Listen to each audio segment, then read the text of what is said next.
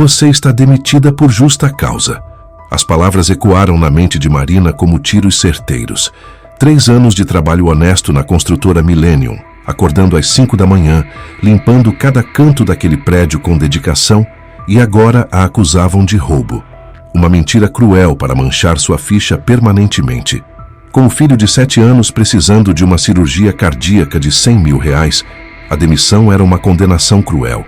Durante sua última tarefa, limpando o escritório do diretor Ricardo Tavares, Marina descobriu um pequeno gravador escondido atrás do ar-condicionado.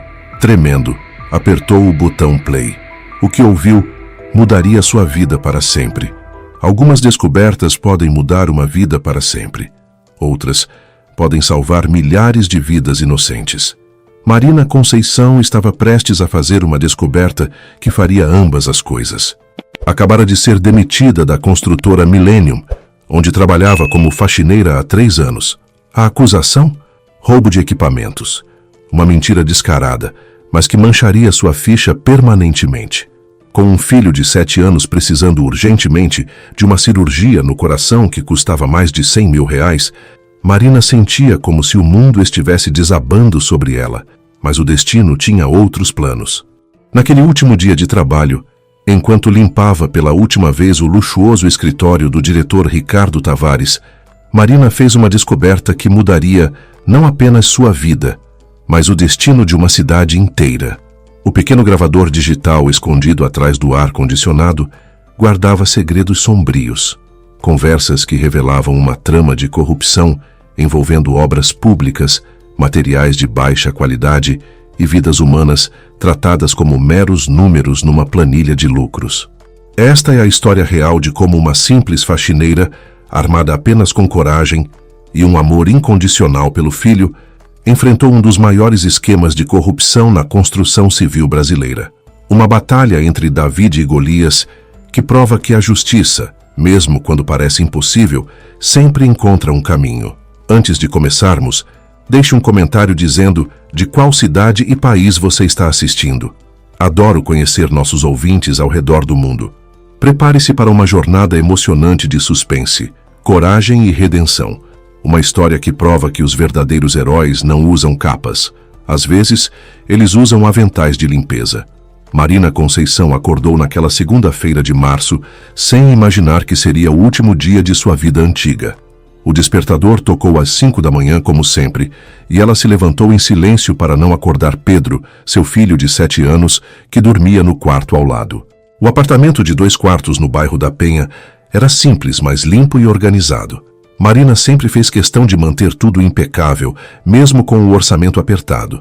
Na geladeira, um ímã segurava o papel mais importante de sua vida: o orçamento para a cirurgia cardíaca de Pedro, no valor de R$110 mil. Enquanto tomava o café preto sem açúcar, economia que já virou hábito, Marina olhou pela janela da cozinha. Lá embaixo, a cidade de São Paulo começava a despertar. Ônibus lotados, trabalhadores apressados, o movimento constante de uma metrópole que nunca dorme. Em algumas horas, ela estaria na construtora Millennium, limpando os escritórios dos executivos que ganhavam em 1 mês o que ela não via em 5 anos. Pedro apareceu na cozinha, ainda de pijama, esfregando os olhos. O menino era magro demais para a idade, consequência da cardiopatia congênita que o acompanhava desde o nascimento. Mesmo assim, sempre acordava com um sorriso que derretia o coração de Marina. "Bom dia, mãe", disse ele subindo na cadeira para tomar o achocolatado que Marina havia preparado com carinho extra. "Hoje a tia Rosângela vai me buscar na escola?" "Vai sim, meu amor. Mamãe vai trabalhar um pouco mais tarde hoje." Marina beijou a testa do filho, sentindo a pele quente demais. A febre baixa era constante, mais um sinal de que a cirurgia não podia esperar muito mais tempo. No ônibus lotado que a levava ao centro da cidade, Marina revisava mentalmente sua rotina. Chegar às 7, pegar os materiais de limpeza, começar pelo andar térreo e subir progressivamente até o 12º andar, onde ficavam as salas da diretoria. Era um trabalho árduo, mas honesto, e ela sentia orgulho de cada centavo conquistado. A construtora Millennium ocupava um prédio espelhado imponente na Avenida Paulista. Do lado de fora, ostentava uma fachada moderna que transmitia solidez e confiança. Por dentro, Marina conhecia cada corredor, cada sala, cada canto. 3 anos limpando o mesmo local criam uma intimidade especial com o ambiente. Ao chegar, cumprimentou Dona Ivone, a porteira que sempre a tratava com carinho. "Bom dia, Marina. Como está o Pedro?" A mulher de 60 anos conhecia a história do menino e sempre perguntava com genuína preocupação. "Firme e forte, Dona Ivone. Hoje mesmo vou ligar para o hospital para saber sobre a lista de espera." Era mentira, e ambas sabiam. Não havia lista de espera para quem não tinha dinheiro. Havia apenas a esperança de um milagre ou de conseguir reunir uma quantia impossível. Marina pegou o elevador de serviço até o subsolo, onde ficava o almoxarifado de limpeza. Carregou seu carrinho com todos os produtos necessários: detergente, álcool, panos de chão, aspirador de pó. A rotina era sempre a mesma, mas naquele dia algo estava diferente no ar. Uma tensão que ela não conseguia definir, como se o próprio prédio estivesse segurando a respiração. Começou a limpeza pelo térreo como sempre. As salas dos departamentos administrativos estavam mais silenciosas que o normal. Alguns funcionários conversavam em grupos pequenos, sussurrando como se compartilhassem segredos. Marina notou, mas não deu importância. Concentrou-se em seu trabalho, esfregando cada superfície com a dedicação que sempre a caracterizou. Às 10 horas da manhã, quando Marina limpava o 8º andar, sua vida mudou para sempre.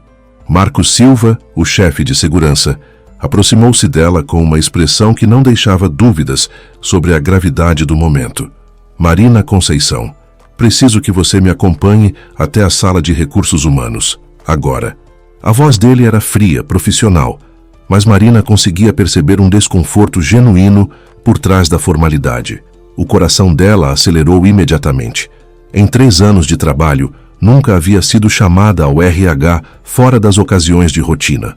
Deixou o carrinho de limpeza no corredor e seguiu Marcos até o elevador, tentando imaginar o que poderia ter acontecido. A sala de recursos humanos ficava no 9º andar. Doutora Fernanda Reis, a diretora do departamento, a aguardava sentada atrás de uma mesa imponente, com uma pasta aberta à frente. Era uma mulher na casa dos 50 anos, sempre impecavelmente vestida, com uma frieza que fazia parte de sua reputação na empresa. "Sente-se, Marina." O tom foi cortante, sem qualquer calor humano. Marina obedeceu, sentindo as pernas tremerem ligeiramente. Na mesa, podia ver alguns papéis, mas não conseguia ler o conteúdo à distância. "Temos um problema grave", continuou doutora Fernanda, folheando os documentos sem levantar os olhos. "Ontem à noite, descobrimos o desaparecimento de equipamentos eletrônicos valiosos do Departamento de Engenharia. Um notebook, uma impressora laser e alguns dispositivos de medição. O valor total ultrapassa R$ 15.000. Marina sentiu o sangue gelar. "Doutora Fernanda, eu não entendo. Por que está me falando isso?" Sua voz saiu mais fraca do que pretendia, mas a surpresa era genuína. "Porque você foi a última pessoa a limpar aquela sala ontem à noite. As câmeras de segurança mostram você saindo do prédio após o expediente, carregando uma sacola maior que o normal." Doutora Fernanda finalmente ergueu os olhos, fixando um olhar acusador em Marina. Mas aquela sacola tinha apenas roupas sujas do Pedro. Ele havia brincado no parque e sujado a camiseta. "Sempre levo uma muda de roupa extra para ele, a senhora sabe disso." Marina estava começando a entender a gravidade da situação, e o desespero crescia em sua voz. Marcos Silva, que permanecera em silêncio até então, interferiu. "Marina, você precisa entender nossa posição. Temos um prejuízo significativo e você estava presente no local. Sem testemunhas ou outro suspeito, nossa única alternativa é me acusar de roubo." Marina completou a frase, sentindo lágrimas começarem a se formar. "Mas isso é injusto. Eu jamais roubaria nada de ninguém. Vocês me conhecem há 3 anos. Doutora Fernanda abriu outro documento. "Conhecemos também sua situação financeira delicada, as contas médicas do seu filho, a necessidade urgente de dinheiro para a cirurgia. Motivos não faltam, Marina." A crueldade daquela observação atingiu Marina como um soco no estômago. Como ousavam usar o sofrimento de Pedro contra ela? Como transformavam o amor de mãe em evidência de crime. Vocês estão cometendo um erro terrível, disse Marina, agora chorando abertamente. Eu nunca, jamais roubaria qualquer coisa. Minha honestidade é tudo que tenho. Infelizmente não podemos correr riscos, respondeu doutora Fernanda, assinando um documento. Você está sendo demitida por justa causa, conforme previsto no artigo 482 da CLT.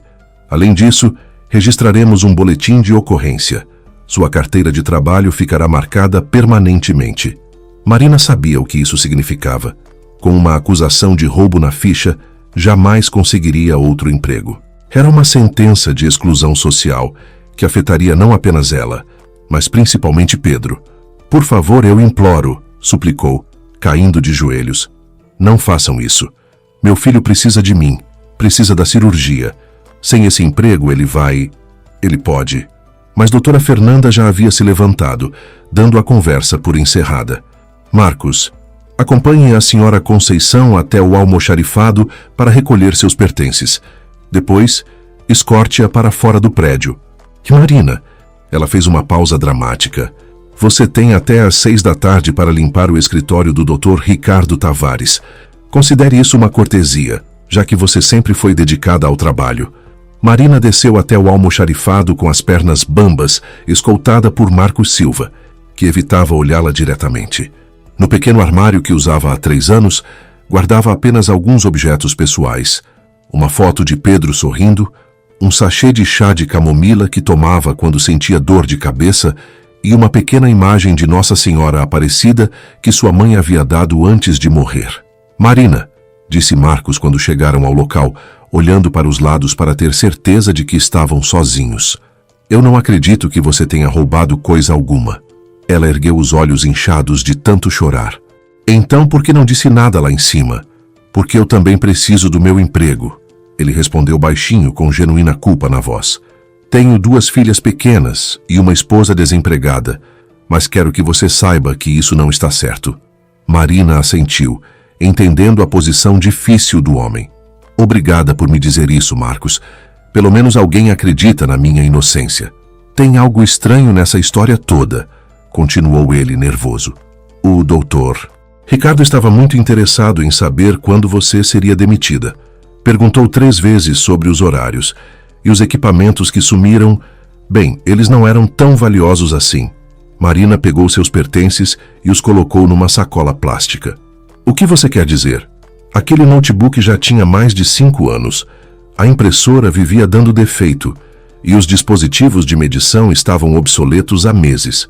Por que alguém roubaria equipamentos velhos quando há coisas muito mais caras no prédio?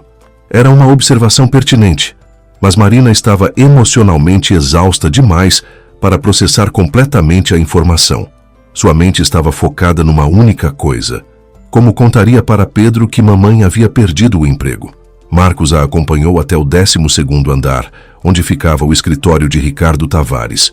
Você tem até às 6 para terminar aqui.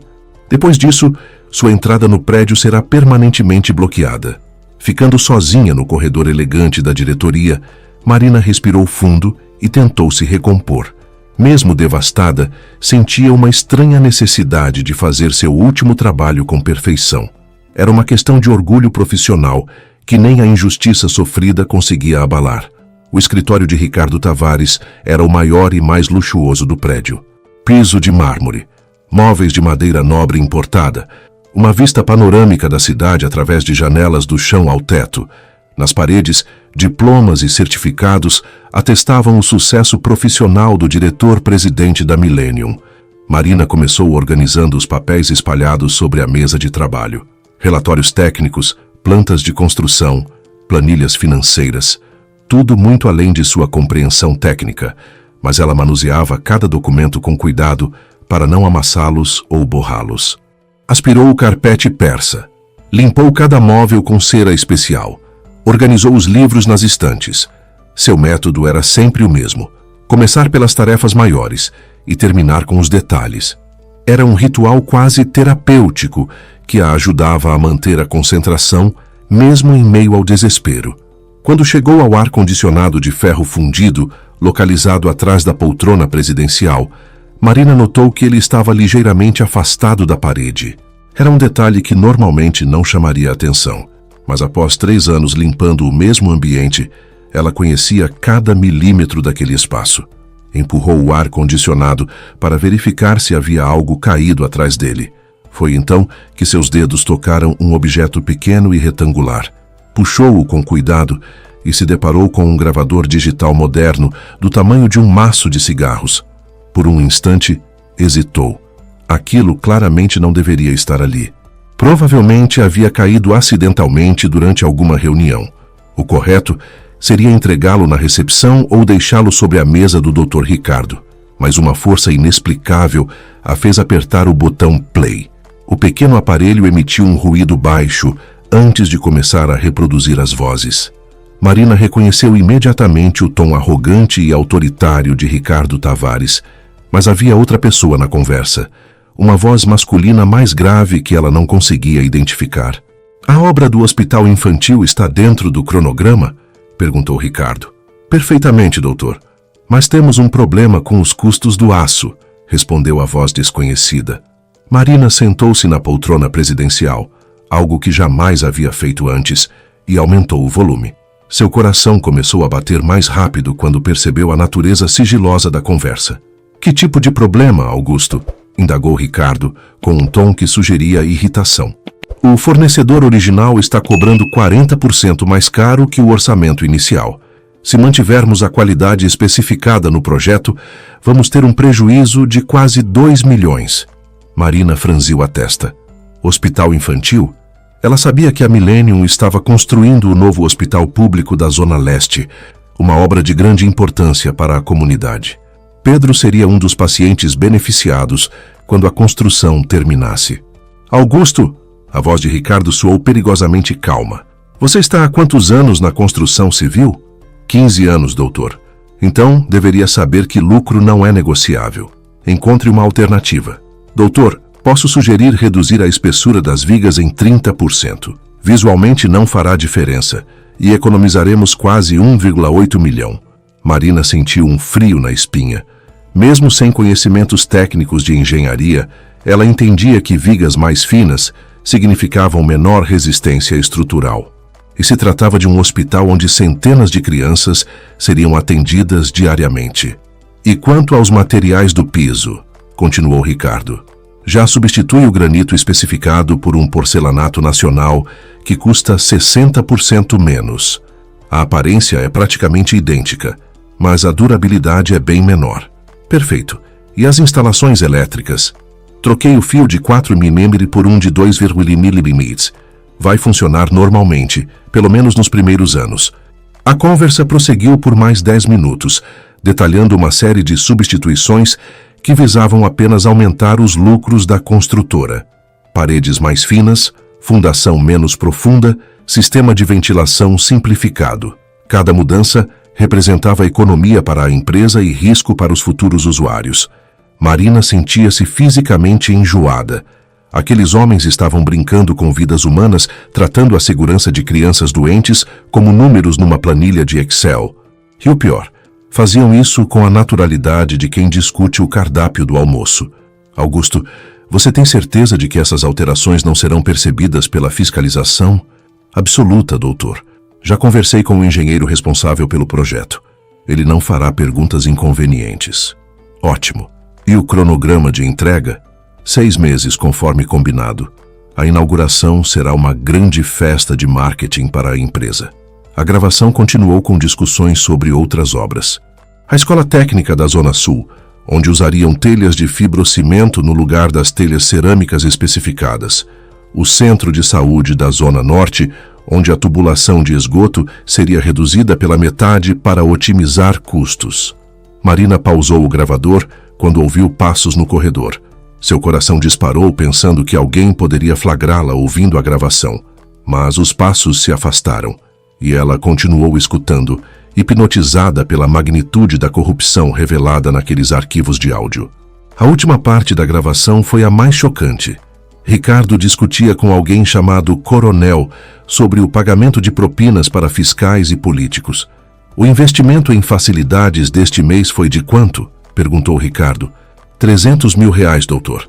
50 para cada fiscal, 100 para o secretário de obras e o restante para os vereadores da comissão de urbanismo. E nossa margem de lucro está protegida? Completamente protegida. Com essas parcerias, podemos reduzir os custos de material em até 50% sem qualquer questionamento oficial. Marina desligou o gravador com as mãos tremendo. Agora entendia por que havia sido demitida de forma tão abrupta e com acusações falsas. Alguém suspeitava que ela poderia ter descoberto algo e decidiram eliminá-la preventivamente. Olhou pela janela para a cidade lá embaixo, pensando em todas as famílias que usariam aquele hospital, aquela escola, aquele centro de saúde. Crianças como Pedro, que precisavam de cuidados médicos seguros e estrutura confiável. Guardou o gravador na bolsa, sabendo que tinha nas mãos algo muito maior do que evidências de corrupção. Tinha o poder de salvar vidas. Marina terminou de limpar o escritório em estado de choque. Cada movimento era automático, enquanto sua mente processava as informações devastadoras da gravação. Quando finalizou o trabalho, já passava das 6 da tarde e o prédio estava praticamente vazio. Descendo pelo elevador de serviço, encontrou Dona Ivone terminando seu plantão na portaria. A mulher percebeu imediatamente o estado abatido de Marina. "Minha filha, o que aconteceu? Você está pálida como papel." Marina hesitou por um momento, mas decidiu contar sobre a demissão. Omitiu, porém, a descoberta do gravador. "Eles me acusaram de roubo, Dona Ivone. 3 anos de trabalho honesto e me trataram como criminosa." A porteira balançou a cabeça indignada.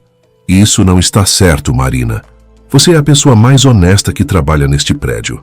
Tem algo podre nessa história." "Podre é a palavra certa", murmurou Marina, pensando na gravação. Dona Ivone olhou ao redor para ter certeza de que estavam sozinhas. "Marina, posso te contar uma coisa em segredo?" "Claro, Dona Ivone." "Ontem à noite, depois que você saiu, vi o Dr. Ricardo conversando no telefone aqui no térreo. Ele estava nervoso, falando sobre limpar a casa e eliminar riscos. Achei estranho ele estar aqui tão tarde." Marina sentiu o coração acelerar. "A senhora ouviu mais alguma coisa?"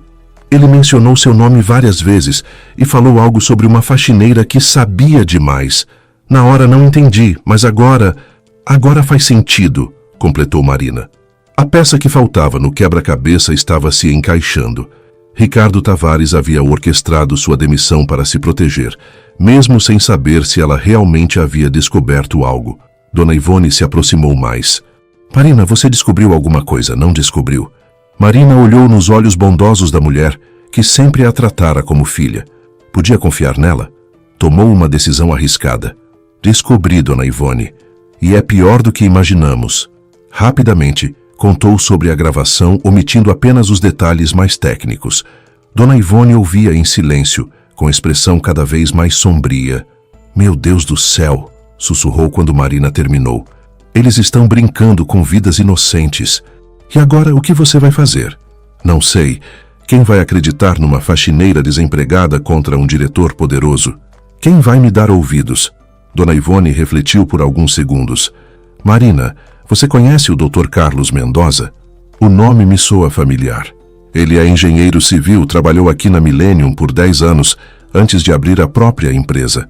Um homem íntegro que saiu daqui porque não concordava com certas práticas. Ele pode te ajudar." A porteira anotou um endereço num papel. "Escritório dele fica na Rua Augusta. Se apresente como minha conhecida, ele vai te receber." Marina guardou o papel com cuidado. "Por que está me ajudando, Dona Ivone?" "Porque tenho netos da idade do seu Pedro, minha filha, e porque injustiça é uma coisa que não consigo engolir." A mulher abraçou Marina carinhosamente. "Você vai conseguir. Deus não abandona quem luta pelo que é certo." Saindo do prédio da Millennium pela última vez como funcionária, Marina sentiu uma mistura de medo e determinação. Na bolsa, carregava não apenas suas poucas posses pessoais, mas também a chave para expor uma das maiores fraudes da construção civil paulistana. O trajeto de volta para casa no ônibus foi angustiante. Como explicaria para Pedro que mamãe havia perdido o emprego? Como enfrentariam as contas que se acumulariam? E mais importante, teria coragem de usar a gravação, sabendo dos riscos que isso representava? Ao chegar em casa, encontrou Pedro brincando com blocos de montar na sala, sob os cuidados da vizinha Rosângela. O menino correu para abraçá-la e Marina sentiu o coração apertar ao ver como ele estava fraco. Mãe, a tia Rosângela disse que você teve um dia difícil no trabalho, disse Pedro com a perspicácia das crianças sensíveis. Marina se ajoelhou para ficar na altura dos olhos do filho. Pedro, mamãe vai precisar procurar um trabalho novo. Mas isso não significa que vamos desistir da sua cirurgia, está bem? O menino assentiu, confiante como sempre na força da mãe. Eu sei que você vai dar um jeito, mãe. Você sempre dá. Aquela fé inocente foi como uma injeção de coragem. Marina olhou para o gravador escondido na bolsa e tomou sua decisão. No dia seguinte, procuraria o Dr. Carlos Mendoza. Era hora de transformar descoberta em ação. Na manhã seguinte, Marina acordou com uma determinação que não sentia há muito tempo. Deixou Pedro com Rosângela e pegou o primeiro ônibus para o centro da cidade. O endereço que Dona Ivone havia dado ficava num prédio comercial antigo na Rua Augusta, bem diferente do luxo espelhado da Millennium. O escritório de Carlos Mendoza ocupava o terceiro andar de um edifício de arquitetura dos anos 60. A placa na porta era simples: Mendoza Engenharia, construções seguras e sustentáveis. Marina respirou fundo antes de tocar a campainha. Quem a atendeu foi uma mulher na casa dos 40 anos, de sorriso acolhedor e roupas práticas. Bom dia, em que posso ajudá-la? Bom dia, meu nome é Marina Conceição. Dona Ivone do prédio da Millennium me deu seu endereço. Preciso falar urgentemente com o Dr. Carlos sobre uma questão muito séria. A secretária, que depois se apresentaria como Helena, notou a seriedade no tom de Marina. Um momento, por favor. O escritório era aconchegante e funcional. Nas paredes, certificados de qualidade e fotos de obras concluídas. Uma mesa com plantas baixas revelava um projeto de escola rural. Tudo respirava profissionalismo sem ostentação. Carlos Mendoza apareceu poucos minutos depois. Era um homem na casa dos 50 anos, cabelos grisalhos, óculos de armação metálica e um aperto de mão firme. Sua aparência transmitia seriedade e competência técnica. Dona Marina, por favor, entre. Qualquer conhecido da Dona Ivone é bem-vindo aqui. Ela é uma pessoa especial. No escritório particular, Marina sentou-se numa cadeira simples, mas confortável. Carlos serviu-lhe um copo de água e aguardou que ela falasse. Havia algo no jeito dele que inspirava confiança. Talvez a forma respeitosa como a tratava, sem condescendência. Dr. Carlos, o que vou contar pode parecer inacreditável, mas juro que é verdade. Marina retirou o gravador da bolsa e o colocou sobre a mesa. Trabalhei 3 anos como faxineira na Millennium. Ontem fui demitida por justa causa, acusada de roubo. Uma mentira para me afastar da empresa. Carlos franziu a testa. Continue. Durante a limpeza do escritório do Dr. Ricardo Tavares encontrei este gravador. As conversas aqui gravadas revelam um esquema de corrupção nas obras públicas que a Millennium está executando. Marina apertou o play e observou a reação do engenheiro conforme as vozes de Ricardo e Augusto preenchiam o ambiente. O rosto de Carlos foi gradualmente se transformando, de curiosidade inicial para incredulidade, depois para indignação pura. Meu Deus, murmurou ele quando a gravação mencionou a redução das vigas estruturais do hospital. Eles estão comprometendo completamente a segurança da edificação. O senhor entende o que isso significa? Perguntou Marina. Carlos retirou os óculos e esfregou os olhos, como se quisesse apagar o que acabara de ouvir. Significa que estão construindo uma bomba-relógio, Marina. Um hospital com estrutura comprometida pode desabar a qualquer momento. E quando isso acontecer, centenas de pessoas estarão lá dentro. A gravação continuou, revelando outros detalhes. Carlos fez anotações técnicas, parando ocasionalmente para explicar a gravidade de cada irregularidade mencionada. Esta parte sobre a fundação menos profunda é criminosa, disse ele durante uma pausa. Solo de São Paulo tem características específicas. Economizar na fundação é uma condenação cruel para qualquer estrutura. Quando a gravação terminou, o escritório ficou em silêncio por alguns minutos. Carlos caminhava de um lado para outro, processando as informações. Helena, que havia sido chamada para ouvir também, estava visivelmente chocada. Marina, disse Carlos finalmente, você tem nas mãos evidências de um dos maiores crimes contra a engenharia que já presenciei. Isso não é apenas corrupção, é homicídio culposo em massa.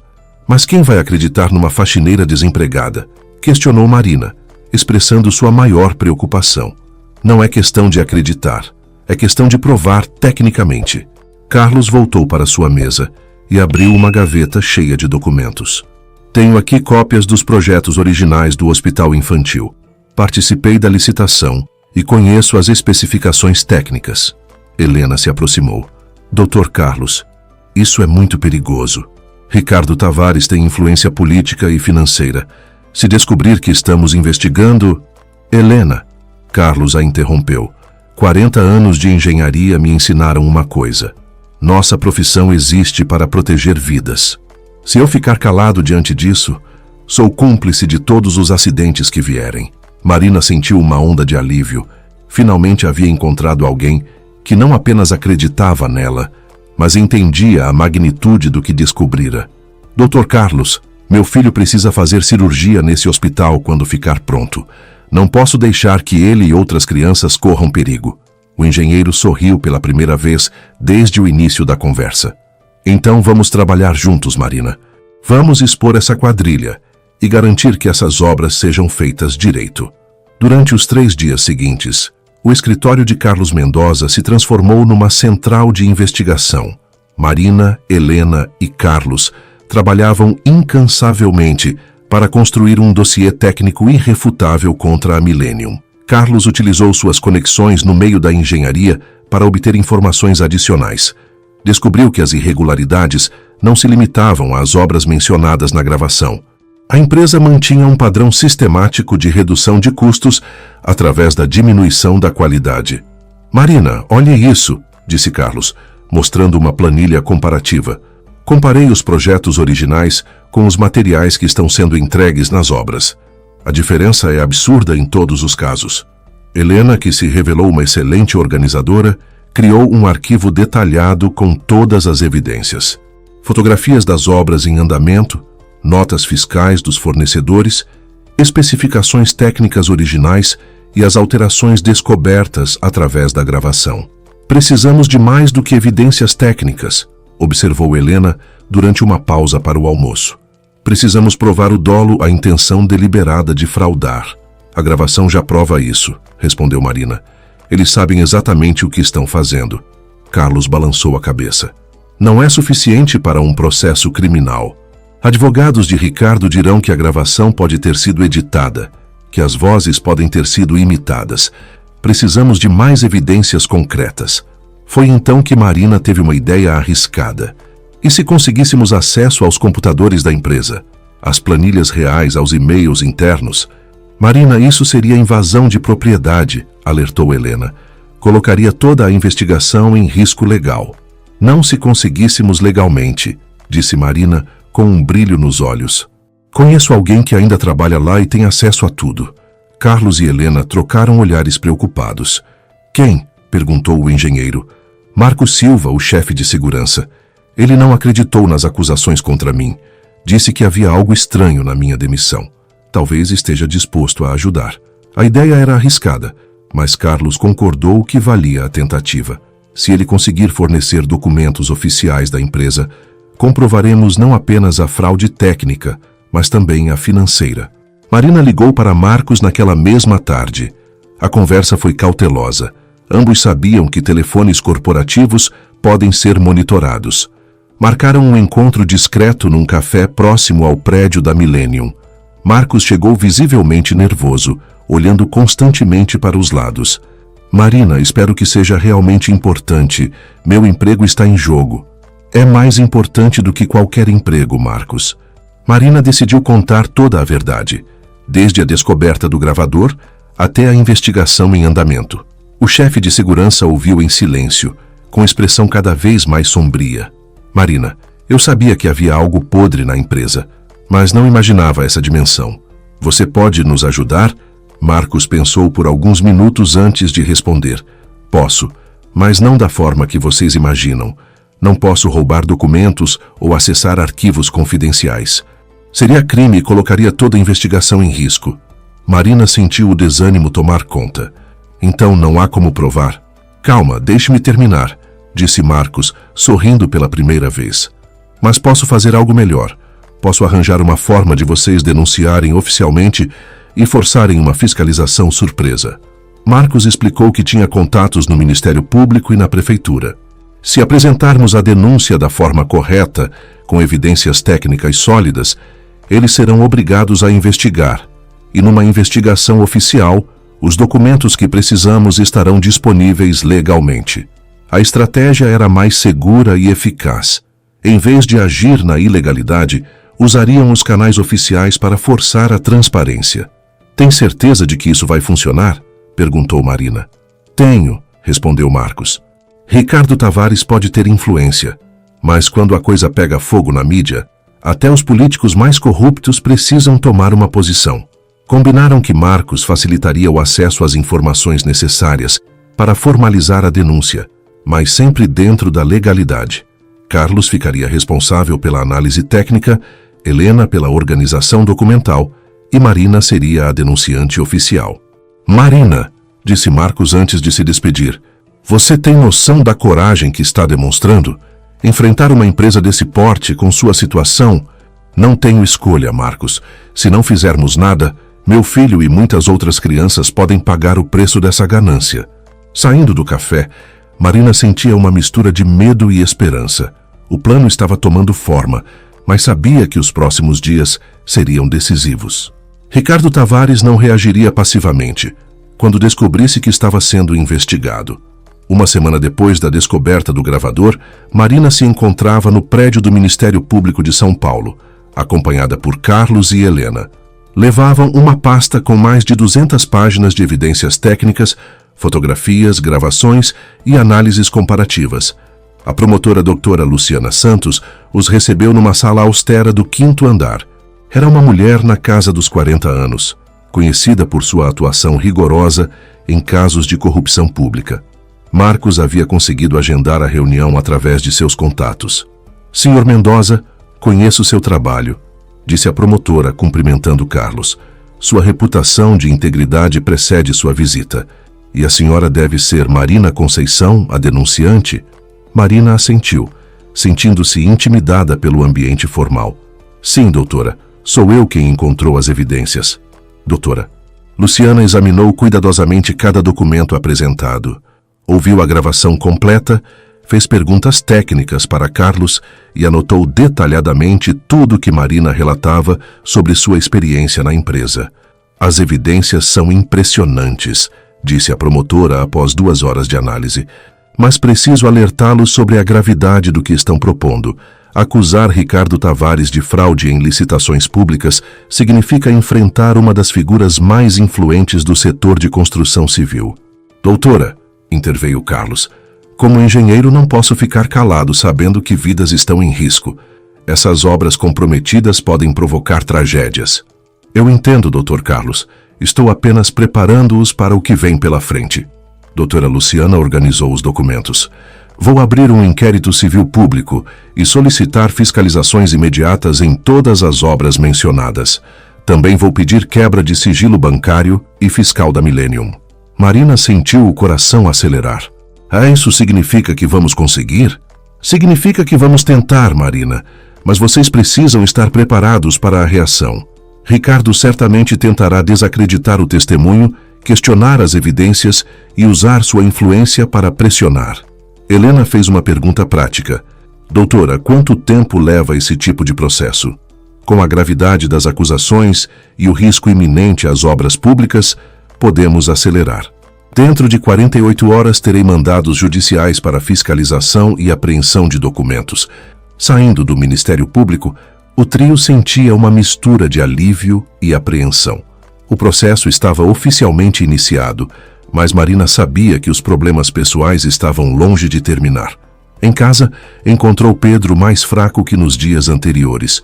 O menino havia passado a tarde toda deitado, sem energia nem para brincar.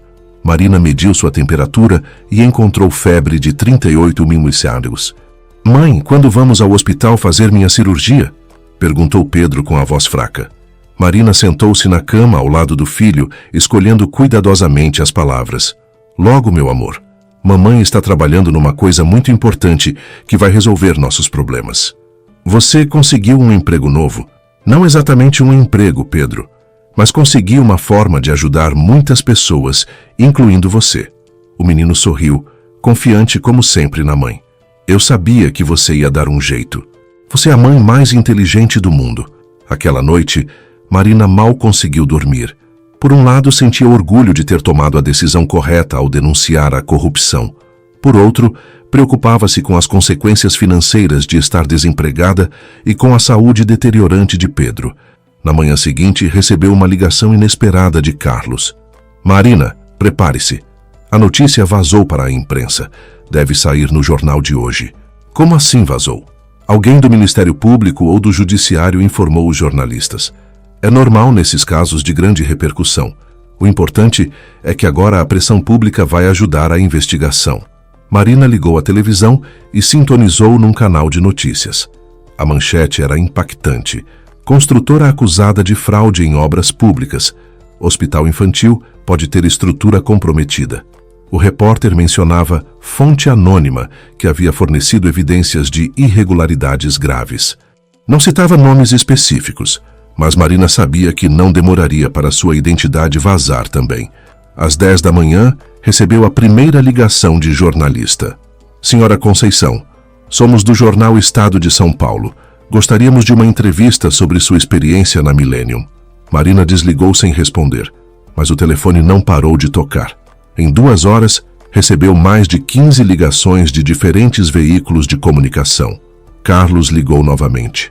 Marina, sugiro que não fale com a imprensa por enquanto. Deixe que as investigações oficiais se desenvolvam primeiro.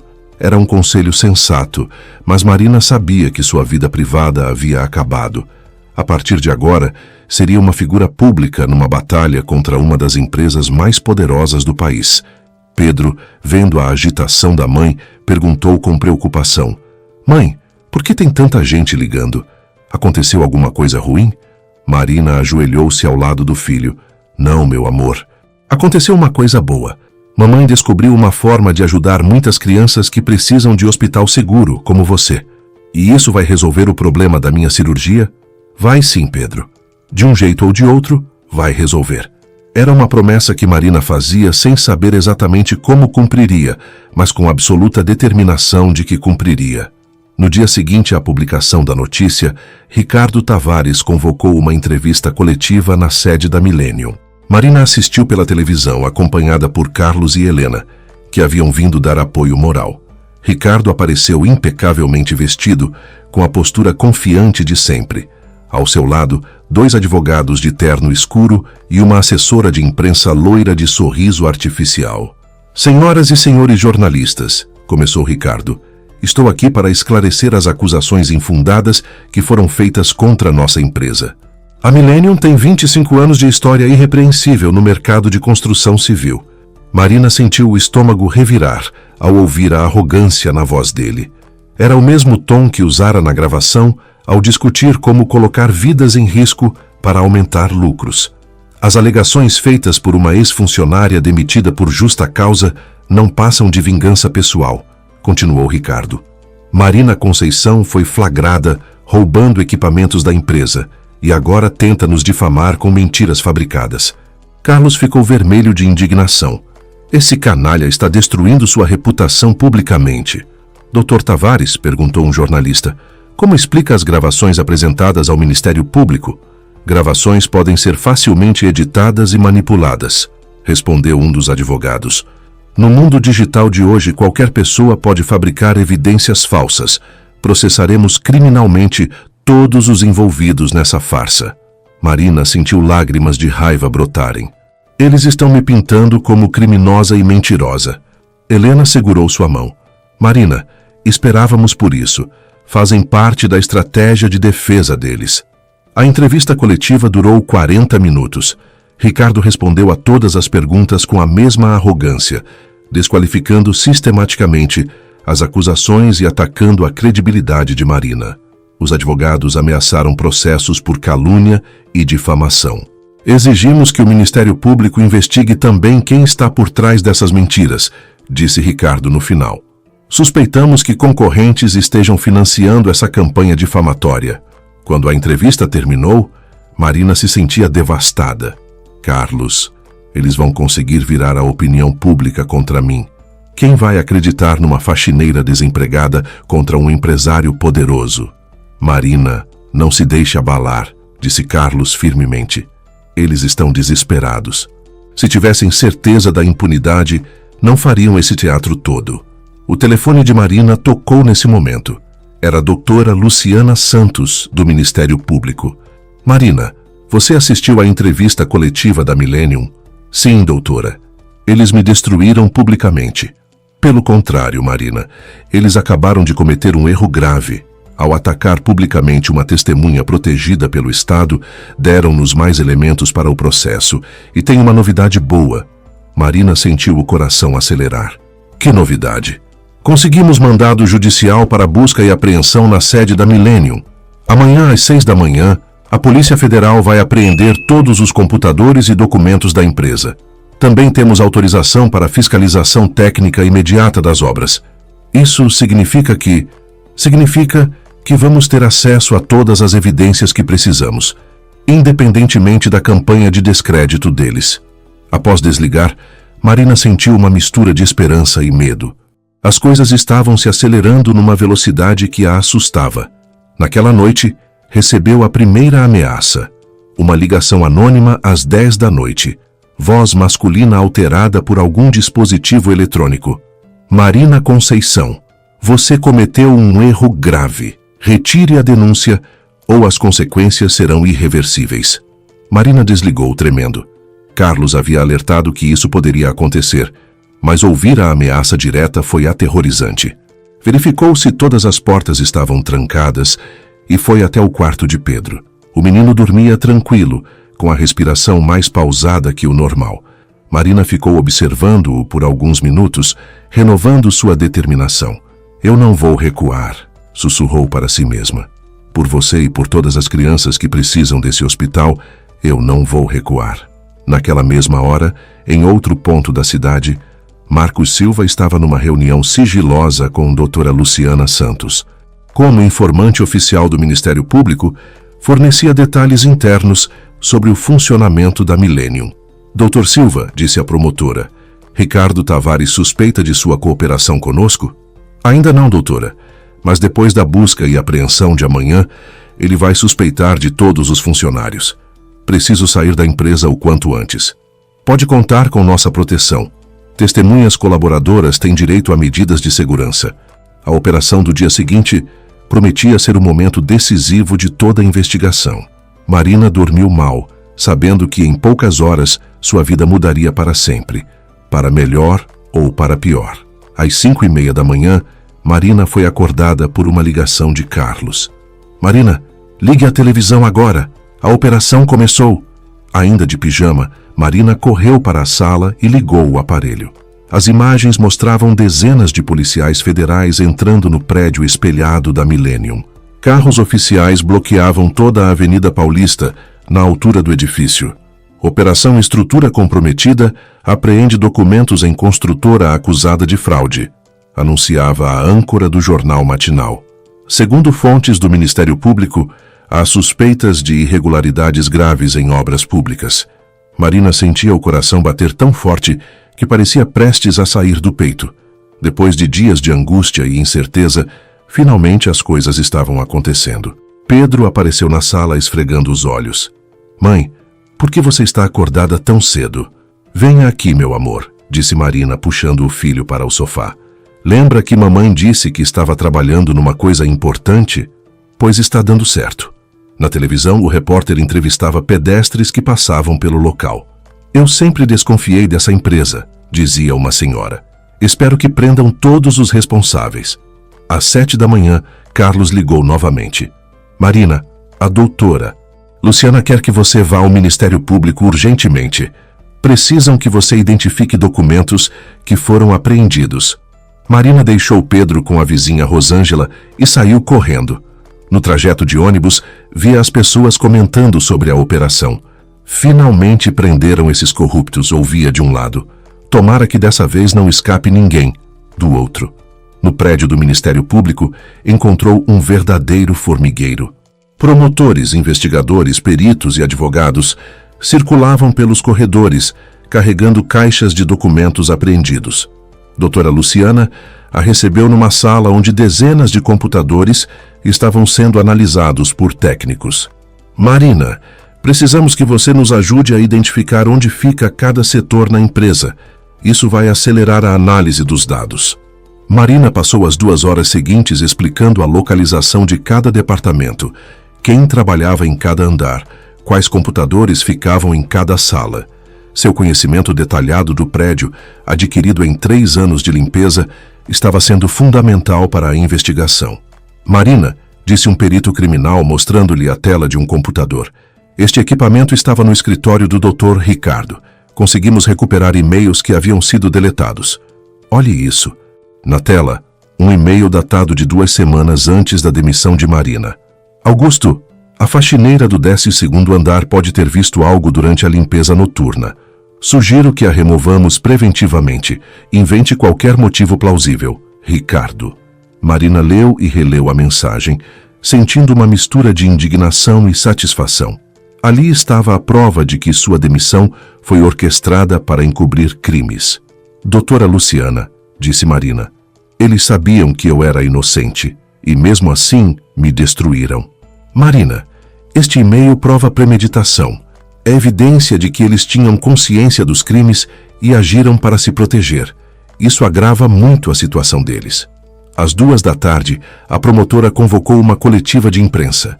Marina foi convidada a participar, mas preferiu assistir pela televisão no escritório de Carlos. As evidências encontradas na operação de hoje confirmam integralmente as denúncias apresentadas, anunciou doutora Luciana.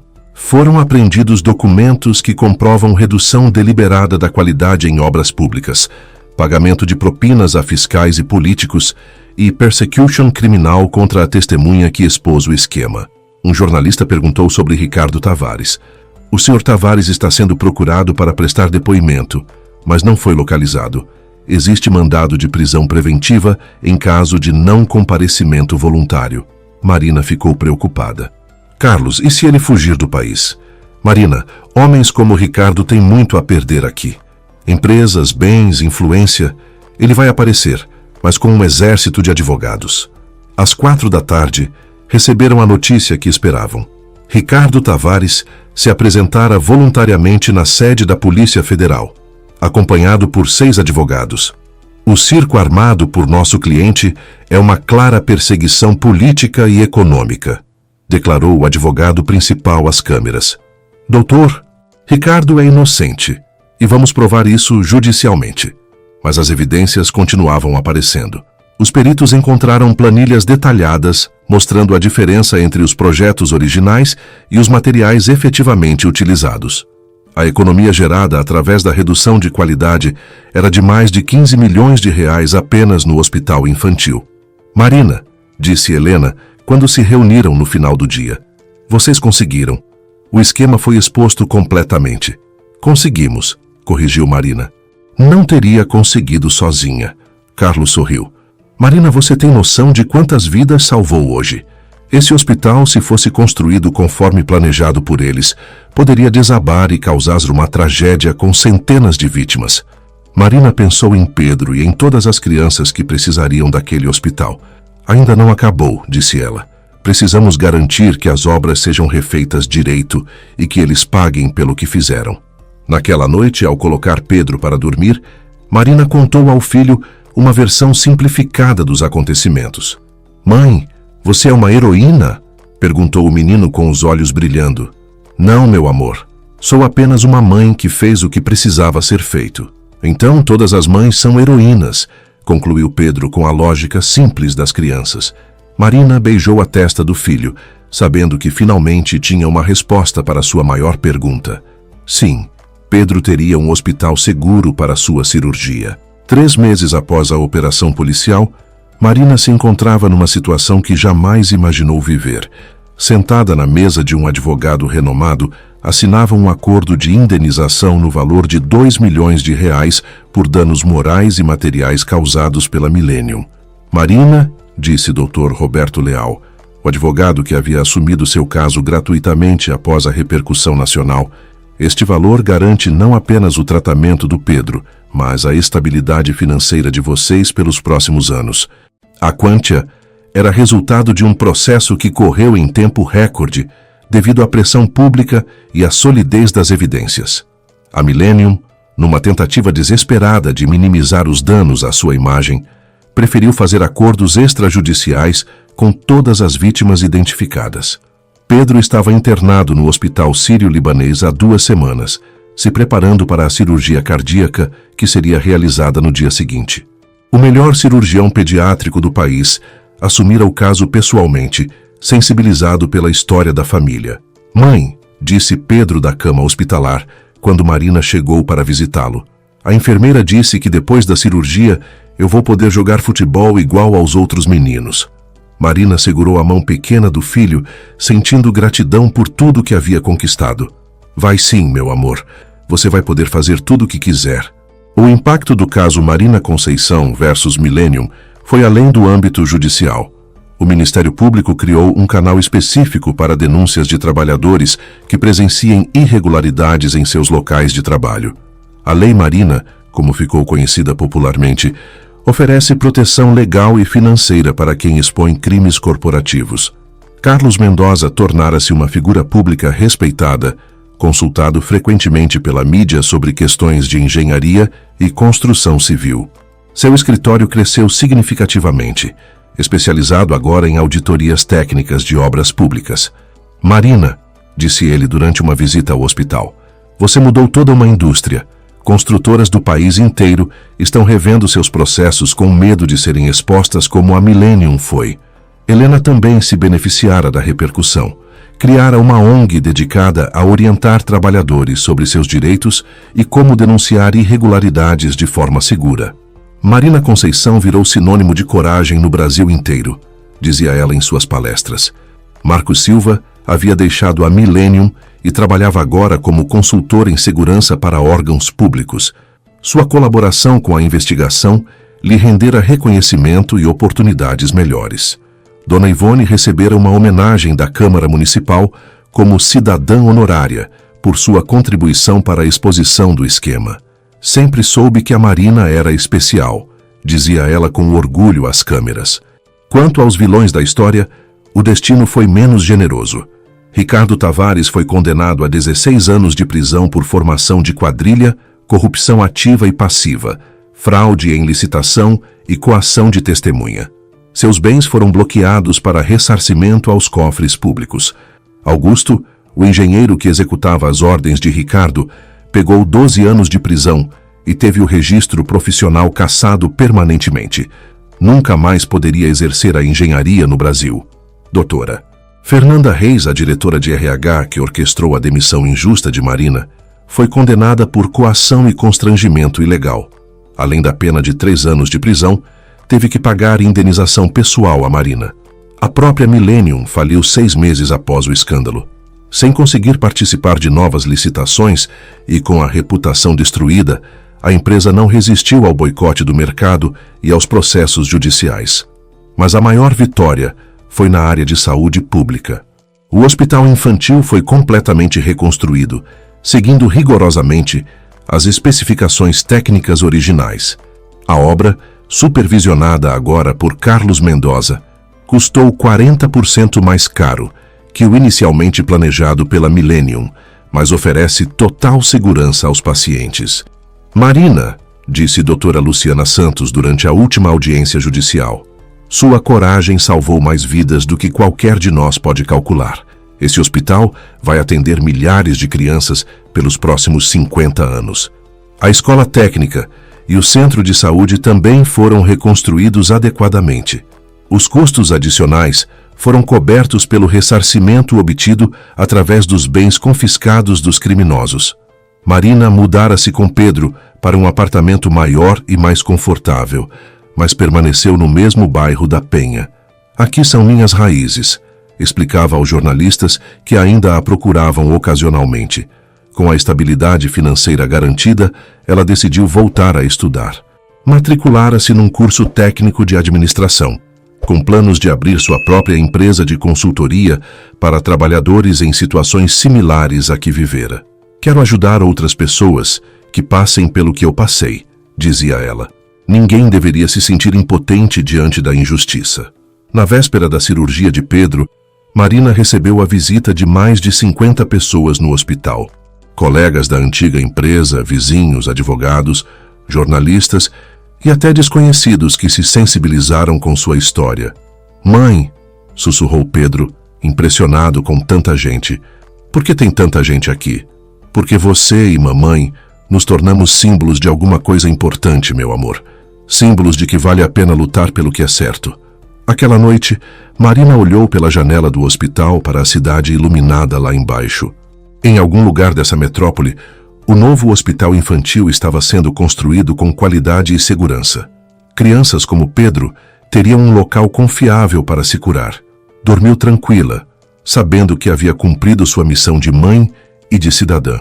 2 anos após descobrir o gravador que mudou sua vida, Marina caminhava pelos corredores do Hospital Infantil Maria Conceição, nome dado em sua homenagem pela prefeitura.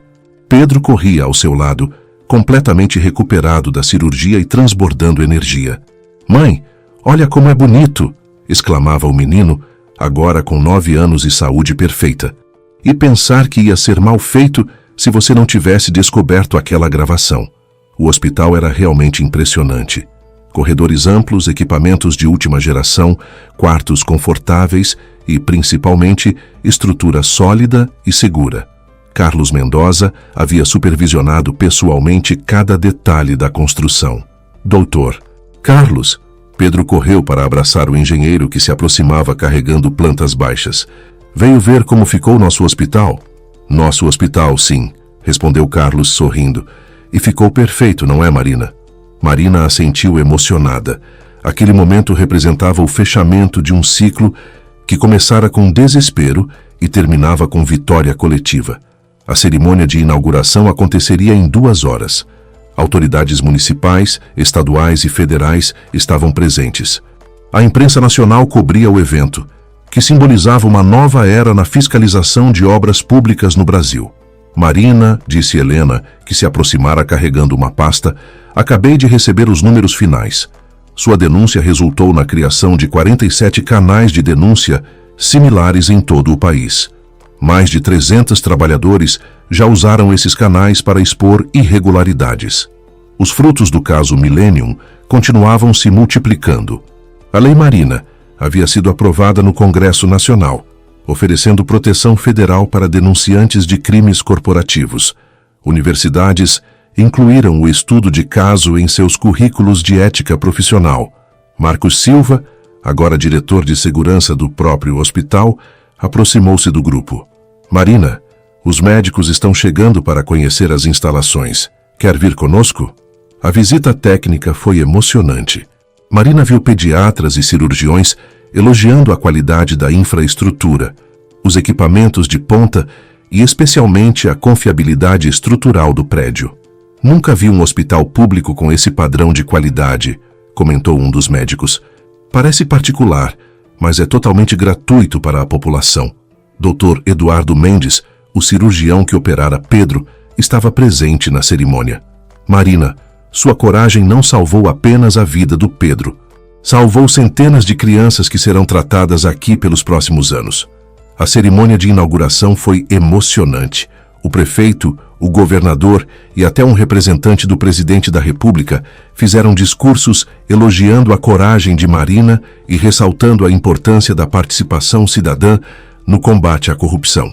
"Marina Conceição nos ensinou que não importa a posição social ou o poder econômico", disse o prefeito. "O que importa é a coragem de fazer o que é certo."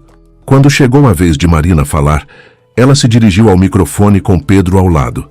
Mais de 500 pessoas aplaudiram de pé por 5 minutos seguidos. "Não sou heroína", começou ela com a voz embargada. Sou apenas uma mãe que não podia aceitar que meu filho e outras crianças fossem tratadas como números numa planilha de lucros. Marina contou sua história resumidamente, desde os dias difíceis como faxineira até a descoberta que mudou tudo. Aprendi que cada um de nós tem o poder de fazer a diferença. Basta ter coragem de usar esse poder. Pedro pegou o microfone das mãos da mãe. Quero agradecer a todos que ajudaram minha mãe. Por causa de vocês, hoje estou curado e muitas crianças vão ficar curadas também. A plateia se emocionou com a simplicidade e sinceridade do menino. Muitos choravam abertamente. Após a cerimônia, Marina e Pedro foram até o jardim do hospital, onde uma placa de bronze perpetuava a história. Hospital Infantil Maria Conceição, inaugurado em 15 de março de 2025. Em homenagem à coragem de uma mãe que escolheu proteger a vida de todas as crianças, não apenas a do próprio filho. Mãe, disse Pedro lendo a placa, você acha que outras pessoas vão ter coragem igual à sua? Marina olhou para o hospital funcionando plenamente, com crianças brincando no jardim, médicos salvando vidas e famílias recuperando a esperança. Tenho certeza, meu amor, quando as pessoas descobrem que podem fazer a diferença, elas fazem. Naquela tarde, Marina voltou para casa com Pedro, sabendo que sua vida havia encontrado um propósito maior. Abriu a empresa de consultoria que planejara, especializada em orientar trabalhadores sobre direitos e denúncias. Consultoria Marina Conceição, quando a verdade importa, era o slogan escolhido. Dona Ivone, agora com 62 anos e ainda trabalhando como porteira, continuava sendo sua maior incentivadora. Marina, você provou que pessoas simples podem mudar o mundo. Carlos Mendoza tornou-se sócio honorário da consultoria, oferecendo análises técnicas gratuitas para casos similares. Helena coordenava a parte legal e Marcos cuidava da segurança das testemunhas. 6 meses depois da inauguração do hospital, Marina recebeu uma ligação especial. Era de uma faxineira de Brasília que havia descoberto irregularidades numa obra de escola pública. Dona Marina, disse a mulher chorando, lembrei da sua história e tive coragem de denunciar. Agora querem me demitir, mas eu não vou recuar. Marina sorriu, sabendo que sua maior vitória não havia sido pessoal, mas coletiva. Havia criado uma corrente de coragem que se espalhava pelo país. Não se preocupe, respondeu ela. Vou te ajudar. Ninguém mais vai passar por isso sozinha. E assim, Marina Conceição, a faxineira que se transformou em símbolo nacional de coragem e justiça, continuava mudando vidas, uma denúncia de cada vez. A história de Marina Conceição nos ensina que heróis não nascem em palácios ou escritórios luxuosos. Nascem em apartamentos simples, em corações de mães desesperadas, em consciências que se recusam a aceitar a injustiça. Pedro hoje é um adolescente saudável de 14 anos, jogador destaque do time de futebol da escola. Carrega orgulhosamente o sobrenome que se tornou sinônimo de coragem no Brasil. O Hospital Infantil Maria Conceição já atendeu mais de 50 mil crianças, salvando vidas que teriam sido perdidas se a estrutura comprometida da Millennium não tivesse sido descoberta. Marina, hoje com 32 anos, dirige uma das consultorias de direitos trabalhistas mais respeitadas do país. Sua empresa já ajudou centenas de trabalhadores a denunciar irregularidades sem medo de represálias. A Lei Marina se tornou modelo para outros países da América Latina. Ricardo Tavares continua preso, cumprindo sua pena de 16 anos. A Millennium nunca mais foi reconstruída. No local onde funcionava sua sede, hoje existe uma creche pública. Às vezes, uma pessoa comum fazendo a coisa certa é tudo que o mundo precisa para se tornar um lugar melhor. Marina provou isso, e sua história continua inspirando mães, pais e trabalhadores de todo o Brasil a nunca desistirem da justiça. Gostou da história de hoje? Então clique no vídeo que está aparecendo na sua tela. Tenho certeza de que você vai gostar também. E não se esqueça de deixar o like e seguir o canal.